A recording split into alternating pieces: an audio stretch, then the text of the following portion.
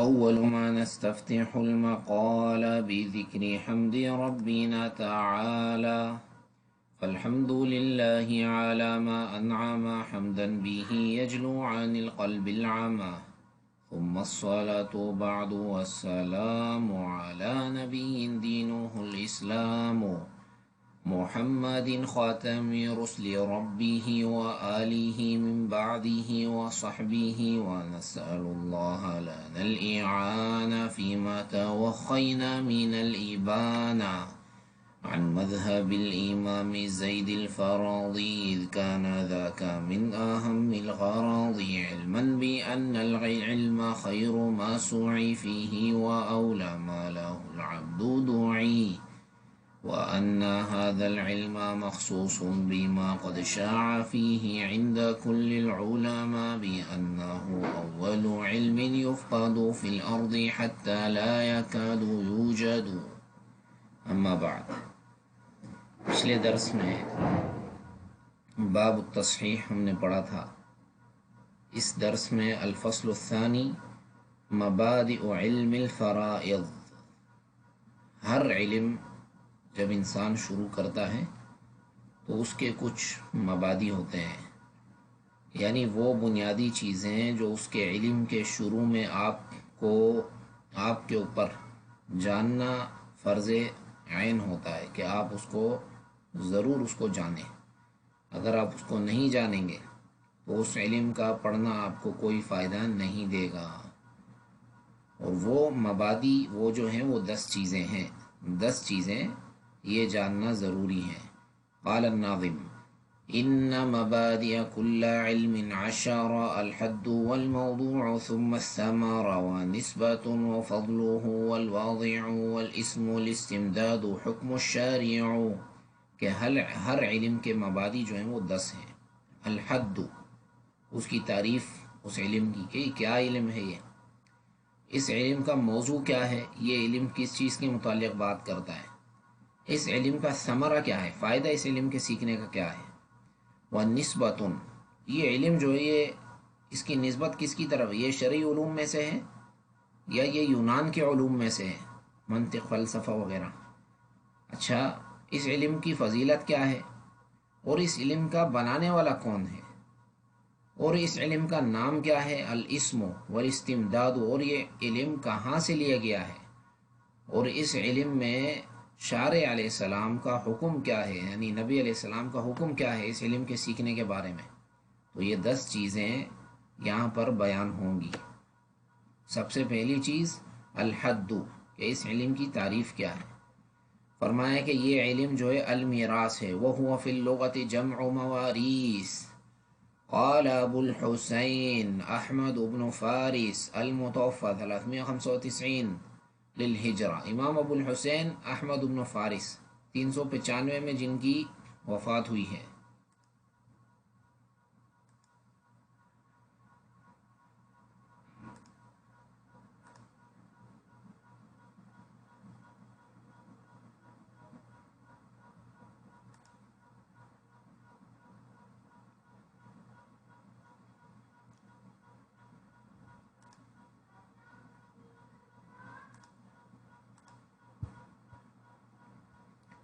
تو امام ابو الحسین جو کہ لغوی ہیں، احمد بن فارس مقایس اللغہ والے، 395 میں ان کی وفات ہوئی ہے. وہ یہ کہتے ہیں کہ ہوا ان یکون الشیء لقوم ثم یصیر الی آخرین بنسب او سبب.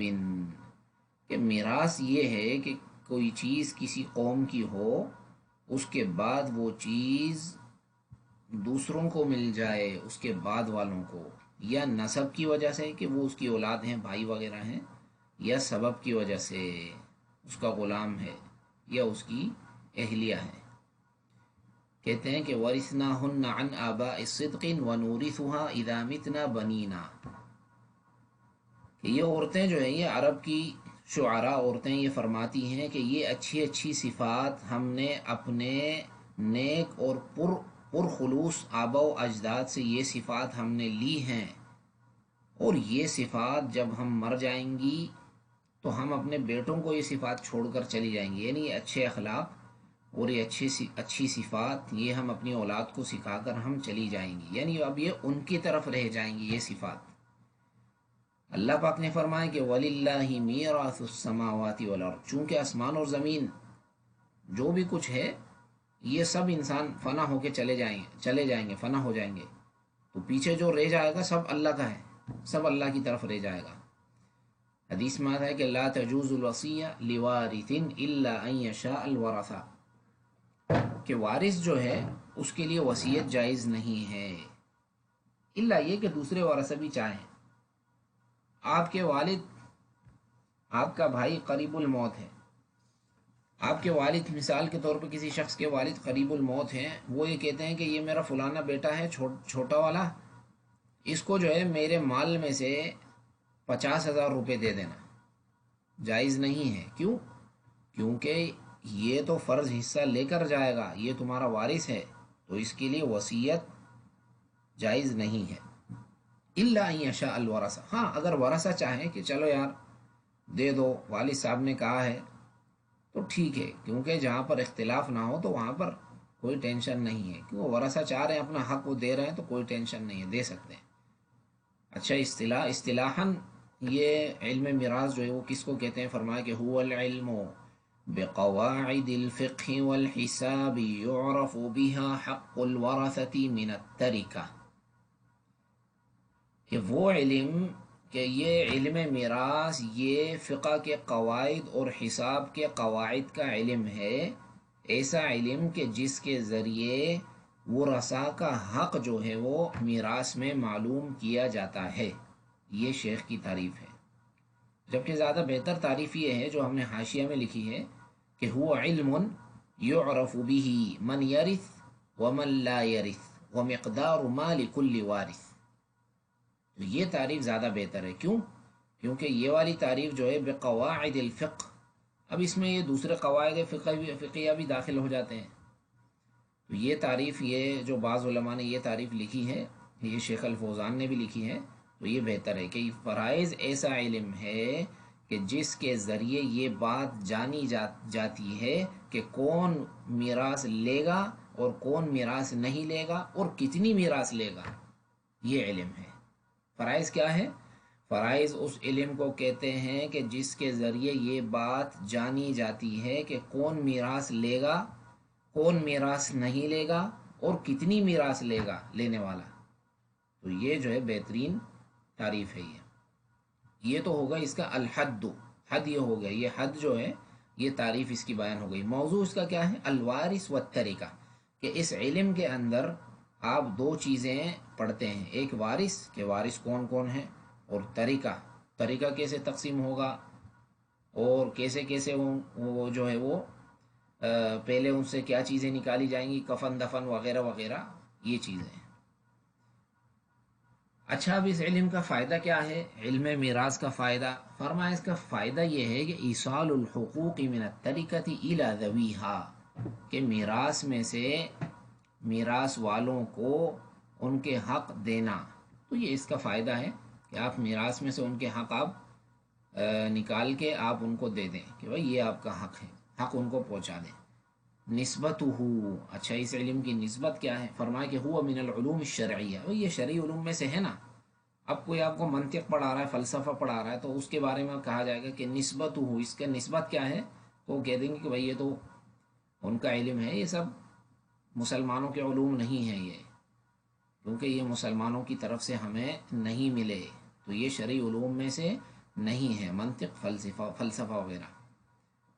فرمائیں کہ اس علم کا حکم کیا ہے؟ کیا اس کو سیکھنا ہر مسلمان پر فرض عین ہے؟ اس کا سیکھنا فرض مستحب ہے؟ فرمائے نہیں، اس کا سیکھنا فرض کفایہ ہے۔ فرض کفایہ کیا ہوتا ہے؟ هو اذا قام به من يكفي صار في حق الباقین سنۃ، کہ فرض کفایہ یہ ہوتا ہے کہ اس کو جب بعض لوگ اس کو کر دیتے ہیں تو دوسروں کے حق میں وہ سنت ہو جاتا ہے، یعنی اگر سب اس کو چھوڑ دیں گے تو گناہ ملے گا۔ کیوں؟ کیونکہ جب کوئی بھی یہ میراث نہیں سیکھے گا تو مال کیسے تقسیم ہوگا اللہ کی شریعت کے مطابق؟ تو اس لیے یہ فرض کفایہ ہے۔ واضعہ، اس کا بنانے والا کون ہے؟ فرمایا کہ یہ علم بنانے والا اللہ جل جلالہ ہے، اللہ پاک نے علم بنایا ہے۔ استمداد ہوں، اچھا یہ علم لیا کہاں سے گیا ہے؟ آپ سے کہا گیا کہ یہ علم قرآن سے لیا گیا ہے، اس کے اکثر احکام قرآن سے ہیں۔ والسنہ کا حصۃ الجدہ، اور یہ سنت سے بھی علم لیا گیا ہے، جیسا کہ دادی کی میراث، اور اجماع سے بھی لیا گیا ہے کہ جد کل اب، کہ دادا جو ہے وہ باپ کی طرح ہے۔ اچھا یہ سب فرمایا کہ اس کی فضیلت کیا ہے اس علم کی؟ فرمایا کہ اس کی فضیلت یہ ہے کہ ابن عباس فرماتے ہیں کہ نبی علیہ الصلوۃ والسلام نے کہا کہ الحقوا الفرائض باہلها فما بقی فهو لاولی رجل ذکر۔ یہ اس کی فضیلت میں اکثر جو حدیث اس علم کی فضیلت میں آئی ہیں وہ ضعیف ہیں، لیکن یہ صحیح حدیث ہے کہ بھائی آپ صلی اللہ علیہ وسلم نے فرمایا کہ فرائض یہ جلدی جلدی پہنچا دو اس کے اہل تک، یعنی جو اس کا اہل ہے، جو اس کا مستحق ہے، اس کو جلد سے جلد یہ حصے ادا کر دو، اس میں تاخیر نہ کرو، کیونکہ تاخیر کرو گے تو دوسرا وارث کل کو وفات پا جائے گا، وہ پھر مناسخات میں باب المناسخہ میں مسئلہ چلا جائے گا، تو سارے جو ہے مسئلے کے اندر گڑبڑ پیدا ہو جائے گی، تو فرمایا کہ جلدی جلدی یہ مال تقسیم کر دو۔ فرمایا کہ فما بقی فہو لاولی رجل ذکر، ہاں جو میراث کے حقدار ہیں آپ نے ان کو مال دے دیا، اب جو مال بچے گا تو وہ آپ اس کو دے دیں جو سب سے نزدیک مرد ہے میت کو، جیسے میت کا بیٹا ہے، میت کا والد، میت کا بھائی، میت کا چچا وغیرہ، یا ان کی اولاد۔ اعرج رحمہ اللہ کہتے ہیں کہ قال رسول اللہ صلی اللہ علیہ وسلم یا ابا ہریرہ تعلموا الفرائض وعلموه فإنه نصف العلم وإنه ينسى وهو أول علم ما ينزع من أمتي، کہ نبی علیہ الصلوۃ والسلام نے فرمایا کہ اے ابو ہریرہ فرائض کا علم سیکھو اور اس کو لوگوں کو بھی سکھاؤ، کیونکہ یہ آدھا علم ہے اور یہ جو ہے بھلا دیا جائے گا، اور یہ سب سے پہلا علم ہے جو میری امت سے اٹھا لیا جائے گا، کہ لوگ مال لے کر آئیں گے کہ بھائی اللہ کی قرآن و حدیث کے مطابق یہ مال تقسیم کرو، کوئی ہوگا ہی نہیں، کیونکہ کسی کو آئے گا ہی نہیں یہ علم، یہ اٹھا لیا جائے گا۔ اور یہی معنی ہے اس بیت کا جو ہم ہر ہفتہ پڑھتے ہیں کہ قد شاع فيه عند كل العلماء بأنه أول علم يفقد في الأرض حتى لا يكاد يوجد، کہ علماء کے درمیان یہ بات مشہور ہے کہ یہ سب سے پہلے یہ علم اس امت میں مفقود ہو جائے گا، حتی لا یکاد یوجد، یہ آپ کو ملے گا نہیں یہ علم۔ اچھا اس علم کا نام کیا ہے؟ فرمایا کہ اس کا نام علم فرائض ہے، علم میراث ہے۔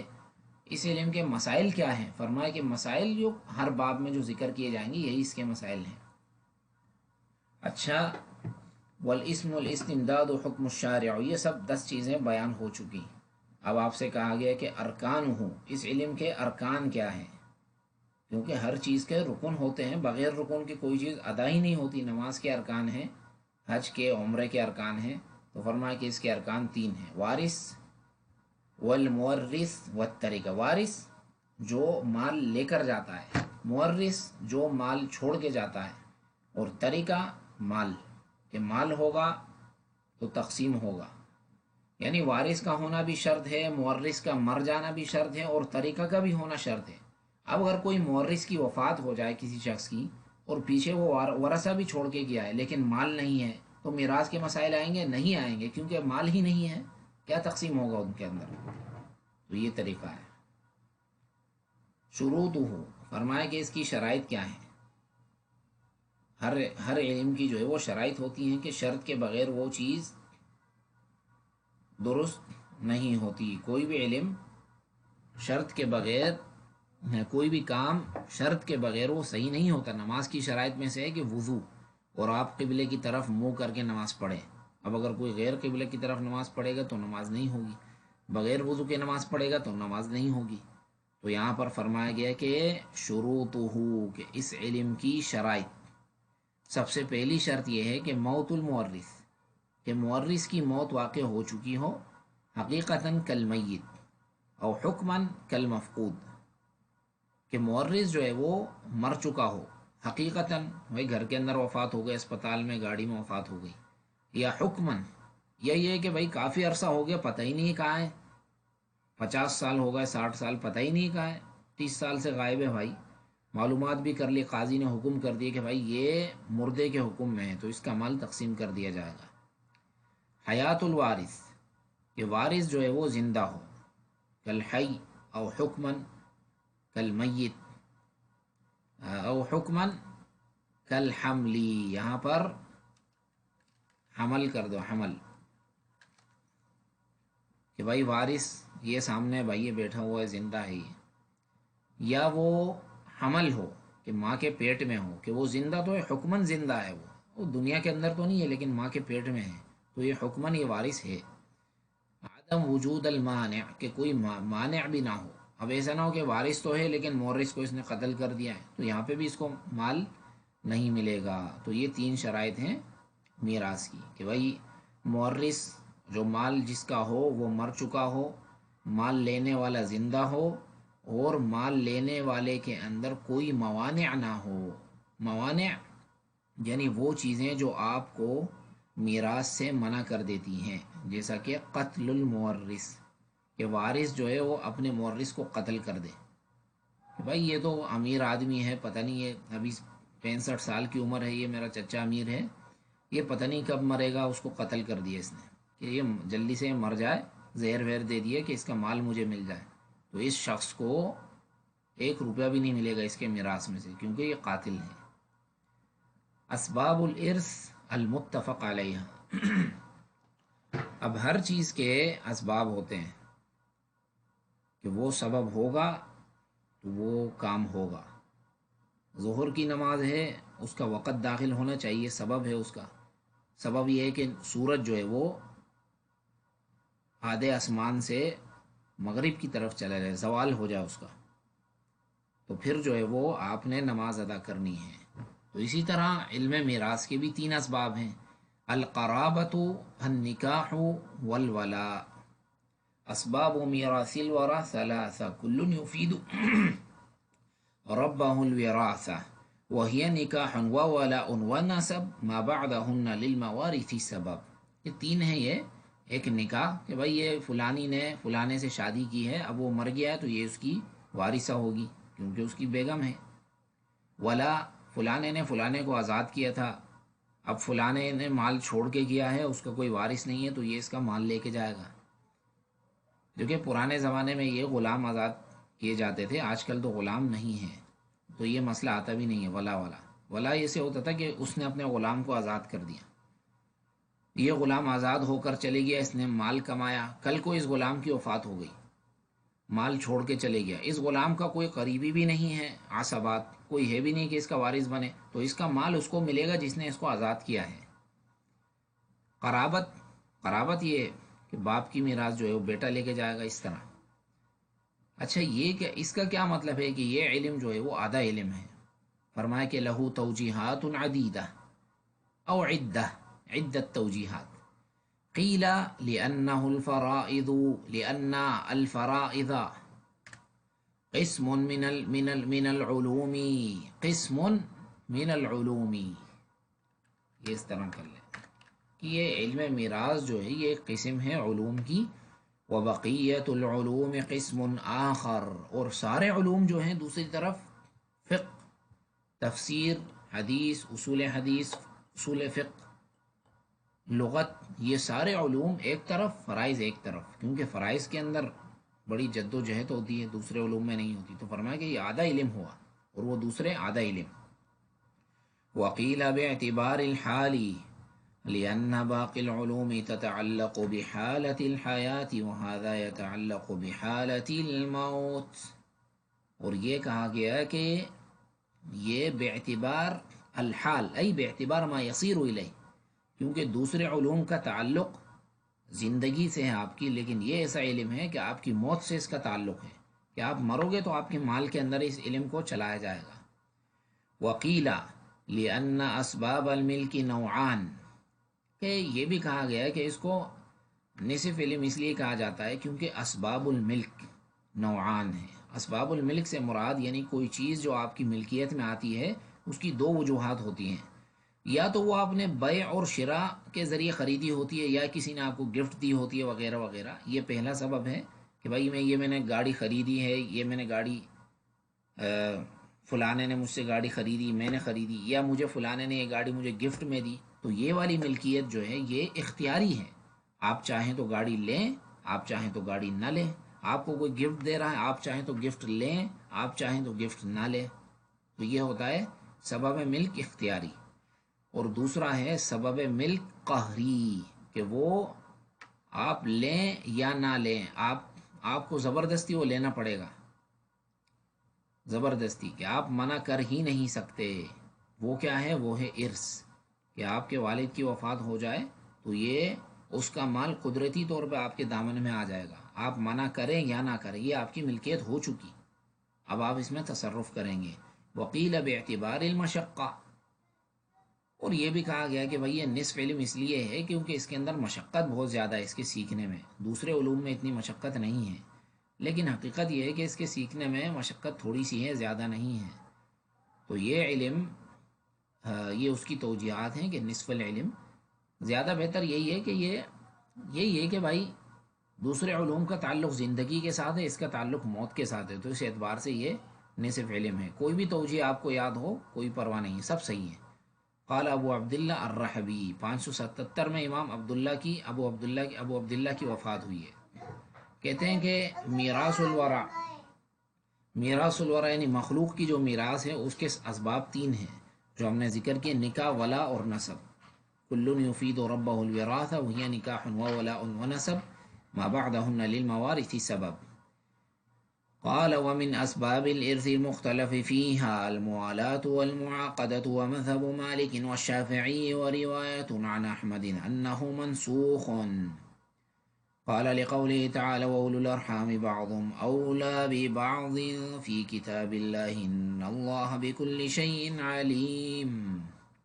ورجحه الشیخ الفوزان کہ یہ جو 3 ہم نے اسباب ذکر کیے ہیں، نکاح، ولا اور نسب، یہ متفق علیہ ہیں بین العلماء. کہ بھائی میراث کے اسباب کیا ہیں؟ تو آپ کہہ دیں گے کہ 3 ہیں: نکاح، ولا اور نسب. باقی الموالا والمعاقدہ یہ کس کو کہتے ہیں؟ کہ یہ پرانے جاہلیت کے زمانے میں ہوتی تھی کہ میرا مال تمہارا، تمہارا مال میرا.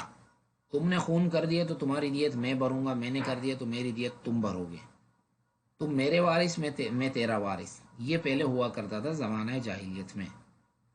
تو یہ قرآن نے اس کو منسوخ کر دیا کہ بھائی اولو الارحام ایک دوسرے کے زیادہ حقدار ہیں، نہ یہ کہ تم کسی کو اپنا حقدار بنا لو گے، تم میرا مال لے کے جاؤ گے. تو یہی راجح قول ہے خلافاً للحنفیہ. حنفیوں کا اس میں قول یہی ہے کہ الموالا والمعاقدہ جو ہے وہ اس کا اعتبار کیا جائے گا، لیکن راجح وہ کیا ہے؟ امام مالک، شافعی اور احمد کا مذہب ہے، اور وہ منسوخ ہے، حنفیہ کا جو قول ہے.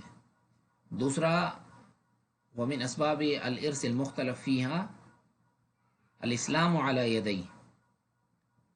ایک شخص آپ کے ہاتھ پر مسلمان ہوا، کل کو وہ مر گیا، اس کا کوئی وارث بھی نہیں ہے، تو اس کا مال کون لے کے جائے گا؟ بعض نے کہا کہ بیت المال کو ملے گا. امام ابن القیم نے اس کو ترجیح دی ہے کہ بھئی یہ ولا آپ کو ہی ملے گی اس کی، کیونکہ یہ آپ کے ہاتھ پہ مسلمان ہوا ہے. الالتقاط ابن القیم کا انه یقوی القول بالتوریث، کہ کسی عورت نے کسی بچے کو اٹھا لیا، روڈ پر پڑا ہوا تھا چھوٹا بچہ، اب اس کو بڑا کر کے پالا پوسا، اپنا بیٹا اس کو بنایا، تو یہ عورت جو ہے اس بچے کا مال لے کر جائے گی میراث میں، کل کو اگر یہ مال چھوڑ کر گیا. تو یہ اس کے بعض مسائل ہیں. یہ جو میراث المطلقہ ہے یہ تھوڑا ایسا مسئلہ ہے کہ غور طلب ہے. اس کو انشاءاللہ اگلے درس میں تفصیل اور انشاءاللہ اس کو تھوڑا سمجھ کر اس کو پڑھیں گے، کیونکہ یہ سب ابھی پڑھا دیں تو ہو سکتا ہے پھر آپ کو سمجھ نہ آئے. تو یہ جو پڑھا ہے انشاءاللہ اس کو آپ پڑھیں گے، اور انشاءاللہ اگلے ہفتے پھر اس کو مزید انشاءاللہ اس کو پڑھیں گے. وجزاکم اللہ خیراً.